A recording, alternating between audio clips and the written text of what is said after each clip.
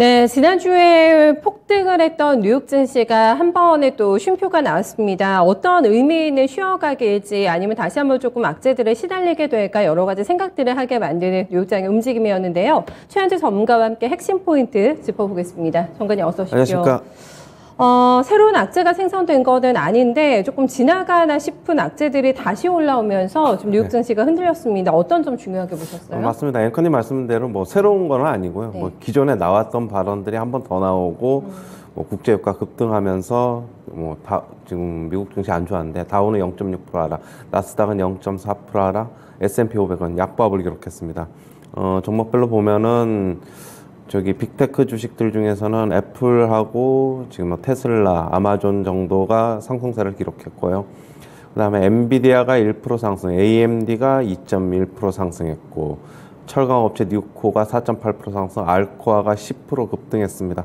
알코아 같은 경우에는 아거스 캐피탈에서 지금 재무구조가 개선되고 있고 알루미늄 가격이 상승세여서 투자 매력이 높다라고 얘기를 하고 있고요. 목표 주가를 68에서 95달러로 상향 조정했습니다. 히토류 관련 주식 MP머티리얼즈가 4.4% 상승했고요. 그 다음에 에너지 업종이 어제 강했는데요. 역시 국제유가 급등에 따라서 에너지 업종이 강했습니다. 대본 에너지가 5.4% 상승, 엑슨모빌이 4.5% 상승, 옥시덴탈이 8.4% 상승, 마라톤 오일이 8.5% 상승했습니다. 그리고 석유 탐사업체인 헤스도 6.6% 상승했고요. 국제유가가 7% 급등했는데요. WTI 기준으로 112달러에 마감을 했습니다. 지금 유럽이 러시아산 원유 수입을 금지를 검토하면서 어제 공급 부족 우려가 다시 이제 불거져가지고 상승했고, 그 다음에 사우디 정유 시설이 지금 예멘 반군으로부터 폭격을 당했다는 소식에 강세를 어제 WTI가 지금 급등을 했습니다. 그리고 10년 만기 국채 금리가 2.3%를 돌파해서 2.31에 마감을 했는데요. 7.7% 급등을 한 것입니다. 2년 만에 지금 최고치인데요. 지금 2년물이 2.13, 10년물이 2.31이기 때문에 약 갭이 지금 1.78 정도가 차이가 나는데 커브 플래트닝 현상이 더 심해졌습니다. 지금 파월이 50bp 금리 인상을 시사를 했는데요. 지금 노동시장이 너무 타이트하고 인플레이션이 너무 높기 때문에 0.5포인트 금리 인상할 수도 있다라고 발언을 했습니다. 지금 중립금리 수준 이상으로 인상 가능성도 열어뒀는데요. 5월에 빅스텝 가능성이 다시 한번 불거졌고, 그 다음에 QT 양적 긴축이 다시 탄력에 붙을 것으로 보고 있습니다. 지금 모건 스탠리에서는 이번 랠리는 나쁜 베어마켓 랠리다라고 하면서 주식 팔아야 한다라고 얘기를 하고 있는데요. 아직 이번 랠리 아직 다 끝나지 않았을 수도 있지만은 주식 팔아야 할 때다 지금 얘기를 하고 있습니다. 지금 기업의 이익이 정점을 지나고 있고 인플레이션도 40년 만에 최고치고 지금 연준의 급격한 긴축이 전환되고 있는 것이 이유다라고 얘기를 하고 있고, 지금은 경기 확장 시기이지만은 빠르면 2-4개월 안에 정점을 찍고 늦으면은 5개월에서 10개월에서 10개월 후에 경기 하강 단계에 들어갈 수 있다. 지금 얘기를 하고 있습니다. 제약, 보험, 유틸리티 등 방어주를 권고하고 있고요. 그 다음에 UBS에서도 주식시장 조만간에 또 한번 시험대에 오를 것이다라고 얘기를 하고 있는데요. 현재 지금 중대기로다 변곡점에 서 있다라고 얘기를 하고 있고, 지금 만약에 이번 강하게 반등이 나오지 않으면은 결국엔 데드캣 바운스다 얘기를 하고 있습니다. 네, 시장이 올라갈 때는 강세로운 자들의 입김이 세시고 저희가 또 그런 얘기들이 멘트가 더 귀에 들어오고요. 이렇게 시장에 빠질 때는 또 비관론자들의 멘트가 조금 더 힘이 실리게 되면서 어렵네요. 하루하루 이렇게 다른 전망대 때문에 아마 투자자들이 중심 잡기가 쉽지 않으신 또 오늘장 하루가 될 것 같습니다. 일단은 여쭤보고 싶은 게 간밤의 약세 전환에 대해서 어떤 의미를 가지고 있는지 분석을 하신지가 궁금한데, 빠질 자리라 빠졌습니까? 아니면 50bp랑 유가 때문에 다시 흘러내린 걸까요? 빠질 자리인데 네. 결국에는 다시 한번 50bp 얘기가 나온 것은 새삼스러운 얘기는 아니잖아요. 그렇죠? 그렇게 네. 저번에 이제 연준 FOMC에서 나왔던 얘기고, 근데 파월이 이제 좀 더 이제 한 번 더 얘기를 한 것이고, 그다음에 국제유가가 뭐 지금 다시 이제 EU에서 수입을 검토한다는 얘기 때문에 급등한 것에 좀 투자 심리에 좀 안 좋은 영향을 미친 것으로 보고 있습니다.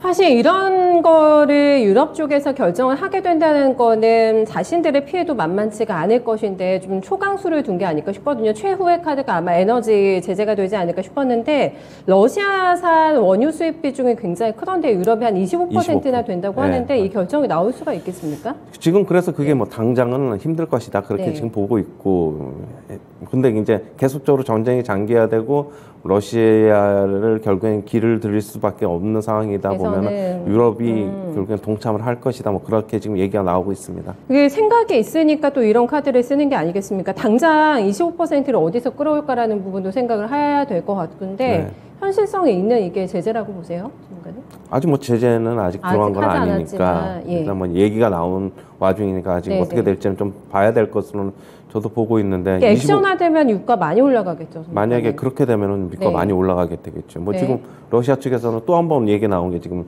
$300까지 갈 수도 있다라고 얘기를 나오고 있고 자기네들은 지금 뭐 EU 측에서 만약에 수입을 금지하더라도 별로 피해가 없다. 중국 측과 지금 계약을 다시 연장했다. 뭐 계속적으로 그런 얘기가 나오고 있어가지고 원유 시장은 조금 앞으로 향후 좀 더 지켜봐야 될 것으로 보고 있습니다. 네, 아직 현실화되지는 않은 시나리오입니다만 이게 나오게 되면 엄청난 또 국제유가 가격의 폭등을 초래할 수 있는 어떤 단서가 될 것이기 때문에 시장이 좀 미리 앞서서 들어간 부분도 충분히 있는 것 같고 이렇게 되면 오펙 플러스에서 유가 더 생산 늘릴까요? 그럴 가능성도 있을 얘기가 있더라고요. 근데 사우디에서는 반대했잖아요. 그렇죠. 지금까지는. 지금 뭐 아직까지는 뭐 계속적으로 그냥 오페크 플러스에서 하루 증산량을 40만 배럴로 제한을 하고 있기 때문에 계속적으로 그냥 같이 그런 상태로 아직까지는 가는 것으로 보고 있습니다. 알겠습니다. 파 의장의 발언도 저희가 좀 유심히 살펴봐야 될 것 같은데 이 시간에 항상 얘기를 해주셨던 게 50bp 바로 5월 달에 할 수도 있을 거다. 요거 감안하자고 얘기해 주셨고 양적 긴축은 원래 시사가 됐던 부분인데 파 의장의 멘트에서 저희가 조금 더 의미심장하게 봐야 되는 부분이 있었나요? 전문가님? 새로운 건 없었던 것 같은데. 새로운 내용이? 거는 없는데 이제 저번에 이제 FOMC에서 16명의 연준위원들이 결국에는 올해 금리 목표치를 1.9로 잡아놨기 때문에 연말까지 잡아놨기 때문에 한 번은 50b가 있어야지 그게 이제 달성이 되잖아요. 그렇죠. 이제 파월 입에서 이제 다시 한번 확인을 시켜주는 것으로 보고 있고요. 50bp가 지금 채권 시장에서는 다시 한번 인상 가능성이 50%를 지금 점치고 있거든요. 5월 달에. 저는 개인적으로는 좀 5월 달에도 결국에는 조금 힘들지 않을까 보고 있는데 만약에 전쟁 리스크가 확 가시고 그러면은 50bp도 인상 가능하지 않을까도 뭐 보고 있는 있습니다. 네. 그래서 이제 흔들렸던 게 또 국채 시장의 이변을 저희가 확인하지 않았습니까? 너무 다이렉트로 10년물이 많이 올라가가지고 커브 플래티닝 현상 얘기를 해주셨는데 장기 경기 침체 전조로 보잖아요. 보통은 이 신호에 대해서 그런 부분에 대한 반영이었다고 보세요, 전문가님? 지금 가장 최근에 들어서면서 커브 플래트닝 현상이 어제가 이제 가장 심해졌는데 가장 이제 수익률 격차 이제 적어졌는데 통상적으로 커브 이제 2년물과 10년물의 역전 현상이 일어나게 되면은 빠르면 10개월 후에 경기가 침체가 되고 10개월 후. 평균적으로는 20개월. 많이 늦춰져서 경기 침체가 나타나면 30개월이다라고 얘기를 하고 있어요. 되게 후에 일어나는. 네, 그러니까 대신 이게 수익률 곡선이 역전 현상이 일어나면은 항상 100% 경기 침체가 왔다라고 얘기를 하고 있어가지고 지금 모건 스탠리 측에서 아까 이제 지금 랠리 지금 나쁜 베어 마켓 랠리다 주식 팔아야 할 때라고 얘기를 하고 있으면서 지금 경기 확장 단계지만 나중에 침체 단계 들어갈 수 있다고 얘기를 하면서 제가 아까 얘기는 안 했는데 모건 스탠리 측에서는 수익률의 이제 역전 현상이 조만간에 일어날 것이다. 뭐 빠르면 뭐 3개월 뭐 그렇게 얘기를 하고 있더라고요. 그는 좀 더 지켜봐야 될 것으로 보고 있고 그러나 저는 이렇게 생각을 하고 있어요. 뭐 경기 확장, 경기 침체라고 들어가는 거는 당연히 보고 있는 거는 맞는데 결국에는 경기 사이클이라는 게 항상 어떤 상승과 하락을 반복하고 있기 때문에 뭐 확장 단계에서 침체로 단계로 들어가는 거는 뭐 어쩔 수 없을 것이다. 저는 그렇게는 보고 있어요. 네.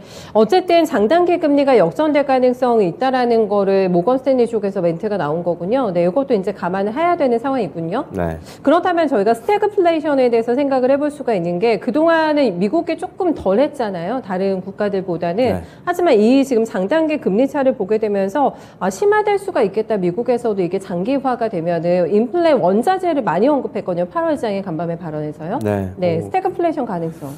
만약에 네. 경기 침체가 들어가면서 물가가 안 잡히면 당연히 스태그플레이션 들어간다고 진입하게 보고 되겠죠, 있고요. 미국도. 예, 네. 그러면은 굉장히 뭐 충격이 있겠죠. 뭐 일단 지금 스태그플레이션 안 들어가기 위해서 지금 금리 인상도 뭐 해야 될 하는 것이고 뭐 그렇게는 보고 있습니다. 네네. 예. 알겠습니다. 이런 상황 속에서 다시 뭐 또 가시밭길을 걸어야 되나, 뭐 조정이 또 이어지게 될까라는 생각을 하게 되면서 투자자들은 또 이제 방어적인 포트를 구축을 다시 해야 될까라는 생각을 하실 것 같거든요. 어떻습니까? 그러니까 아직까지 뭐 추세 무너진 게 아니기 때문에 아니에요? 계속적으로 제가 말씀을 드리는 건데 뭐 저는 이제 주식 이 랠리가 뭐 계속하는 것 저도 아니라는 건 말씀드렸고 단기 랠리인데 네. 모건 스탠리 측에서는 단기 랠리니까 조금 팔아야 된다라고 지금 얘기를 하고 있고 뭐 결국엔 JP 모건 측이나 스티펄도 다 마찬가지 의견입니다. 결국엔 단기 랠리다라고 얘기를 하고 있는 것이 보고 있는데 네. 뭐 결국에는 주식을 뭐 많이 물리신 분들은 이번 기회에 좀 비중을 축소해야 된다. 저도 그 의견은 마찬가지입니다. 네. 하지만 저희가 뭐 중장기는 너무나 시장을 보기가 힘든 것이고 요즘 같은 상황에서는 단기 흐름도 예측이 이렇게 돌발 변수가 많아가지고 힘들기 때문에 전문가님께서 생각하시는 지수의 단기 추세선 다시 한번 조금 잡아주실 수 있으세요? 저희가 국내 추세로 증시요? 생각해야 아니면 되는. 미국 증시요? 네, 미국 증시요. 뭐 지금 추세선은 저는 이제 뭐 어디까지 간다고는 제가 저번에는 뭐 저도 잘 모르겠고 네. 뭐 한 4월 중순 정도까지는 조금 안정을 시기를 찾지 않을까 봐주셨는데. 좀 그렇게는 보고 있습니다. 저는 하단의 지지선 설정이 혹시 가능할까? 요 선은 그래도 지켜줘야 된다, 시장이. 저번에 네. 얼마 전에 빠졌던 그 선이죠. 그 라인이죠. 직전 저점. 네, 그거를 깨지 않으면 시장 강한 조정 오지 않는다. 아니 거기를 살짝 깨도는 괜찮아요. 그런데 수 있어요. 완전히 그냥 확 거기를 무너뜨리는 것보다는 항상 거기 보면은 나스닥을 보면은 한 12,500선에서는 저가 매수가 들어왔기 때문에 항상, 예. 예. 그리고 S&P 500 같은 경우는 4,100인가요? 제가 맞는 걸로 알고 있는데 4,100 맞네요. 4,100선에서는 저가 매수 들어왔기 때문에 네. 만약에 뭐 S&P 500 기준으로 뭐 한 4,000이 확 무너져가지고 3,900대로 바로 깨지 않으면은 아직까지 뭐 그냥 조정의 과정이다. 아니 완전히 추세 무너뜨리는 거 아니다. 그냥 그렇게는 좀 봐야 될 것으로 보고 있습니다. 네, 알겠습니다. 우리 증시도 오늘 준비해 주실 체크 포인트 좀 체크사항 있으세요? 대비해야 되는? 어제 네. 미국 시장 반영분을 전혀 이제 반영하지 못하고 이제 하락을 했는데 네, 네. 어느 정도는 선반영돼 있다고 보고 있어요. 왜냐하면은 나스닥 선물에 영향을 좀 받은 것으로는 보고 있고, 네.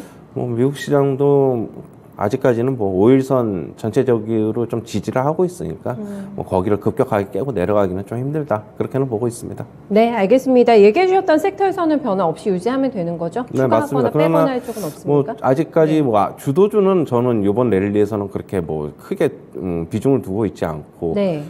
전체적인 업종의 순환매가 좀 더 빠르지 않을까 하는 그렇게는 보고 있습니다. 네, 알겠습니다. 지수는 조금 더 무겁게 그리고 순환매를 따라가는 전략 등 필요할 것 같다 얘기해 주셨네요. 말씀 잘 들었습니다. 네, 감사합니다. 뉴욕 증시 하락에 대해서 너무도 겁을 먹을 필요는 없다라는 걸로 좀 정리되지 않을까 싶거든요. 저희가 나눈 대화 내용으로는 일단 이렇게 좀 확인을 해볼 수가 있겠습니다. 악재가 다시 한번 재반복이 돼서 생성이 되고 있기 때문에 약간 노이로제성의 좀 반응이 나온 것 같기도 하거든요. 다만 이제 투자자 입장에서 이런 상황을 조금은 더 예의주시하시면서 피트의 뭐 종목에 대한 비중을 더 늘린다거나 이런 거는 상당히 조심스럽게 접근해야 되지 않을까 싶습니다. 어쨌든 악재가 조금 더 많은 시장에서 오늘 좀 준비해야 된다라는 점 꼭 기억하셔야 될 것 같아요. 최현재 전문가와 함께한 모닝타임즈였습니다.